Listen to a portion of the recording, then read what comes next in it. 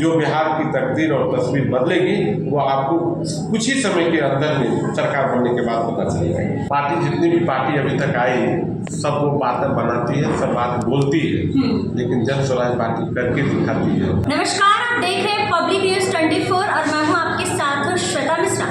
जिस तरीके से महिलाओं को लेकर हर कोई बातें करता है, तमाम पार्टी महिलाओं को लेकर कहती है कि महिलाओं के लिए हमने बहुत काम किया है और आगे भी करते रहेंगे। वहीं आपको बता दें कि इस पूरे मुद्दे को लेकर इस वक्त जनसुराज से सरवर अली जी मौजूद है और इनसे ही बातचीत करते हैं और इनसे ही जानते हैं कि क्या जिस तरीके से प्रशांत किशोर भी महिलाओं को लेकर कह रहे हैं वाकई में वो पूरा करेंगे या फिर सिर्फ ये भी कहने के लिए कह रहे हैं। अच्छा सर, सबसे पहले तो आपका हमारे चैनल पर स्वागत है। बहुत बहुत धन्यवाद, आपके दर्शकों को बहुत बहुत शुभकामनाएं। सर, जिस तरीके से तमाम पार्टी महिलाओं की बातें करती है, चाहे राजद हो या फिर एनडीए गठबंधन हो, तमाम कहते हैं कि महिलाओं के लिए हमने बहुत काम किया है, आगे भी करते रहेंगे। ऐसे में प्रशांत किशोर भी इस बार कह रहे हैं कि 40 महिलाओं को वो सीट देंगे, क्या वाकई में देंगे? सब पार्टी जितनी भी पार्टी अभी तक आई सब वो बातें बनाती है, सब बात बोलती है, लेकिन जन स्वराज पार्टी करके दिखाती है। जैसे अभी हमारी सरकार तो बनी नहीं है, हम किसी इलेक्शन में तो गए नहीं हैं, लेकिन संगठन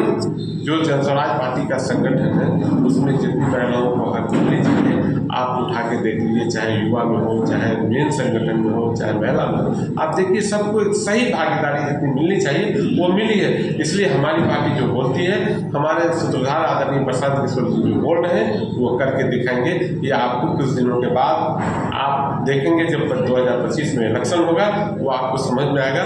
40 सीट हर हाल में लेडीज को मतलब महिलाओं को दी जाएगी और दी नहीं जाएगी, ज़्यादा से ज़्यादा लोगों को जिता के लाने का भी काम आदरणीय प्रशांत किशोर जी करेंगे। तो सर, महिलाओं के लिए बात तो कर रहे हैं, लेकिन महिलाओं के साथ जिस तरीके से आपराधिक मामले बढ़ रहे हैं, इस पर क्या होगा?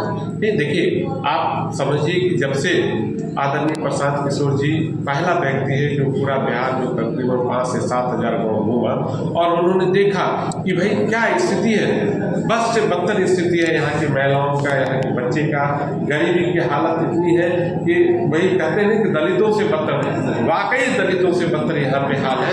और इसीलिए आदरणीय प्रशांत किशोर जी ने एक पार्टी का गठन किया जिसको जनस्वराज पार्टी, हम लोग आप भी जनस्वराज पार्टी जानती है, और जनस्वराज पार्टी जिस मुहिम को लेकर चली है, जिस काम को लेकर चला है, मैं आपको यकीन के साथ कह रहा हूँ कि 2025 इलेक्शन के बाद जब सरकार बनेगी तो आपको पता चलेगा कि महिला तो महिला है ही, जितनी जिसकी हिस्सेदारी है उनको उतनी भागीदारी मिलेगी और जो बिहार की तकदीर और तस्वीर बदलेगी वो आपको कुछ ही समय के अंदर में सरकार बनने के बाद पता चल जाएगी। तो क्या वाकई में लगता है कि प्रशांत किशोर महिलाओं का वोट बैंक के लिए ऐसा कह रहे हैं, या फिर जिस तरीके से कहा जाता है कि नीतीश कुमार के पास महिलाओं का वोट बैंक है? नहीं, ये गलत बात है, इस तरह की बात बिल्कुल नहीं बोलने का है। और मैं आपसे भी आग्रह करता हूँ कि आप ऐसा मत बोलिए, आप एक नारी शक्ति हैं। ये एक गाड़ी चलने के लिए 2 पहिए की जरूरत होती है, एक पहिया आप हैं।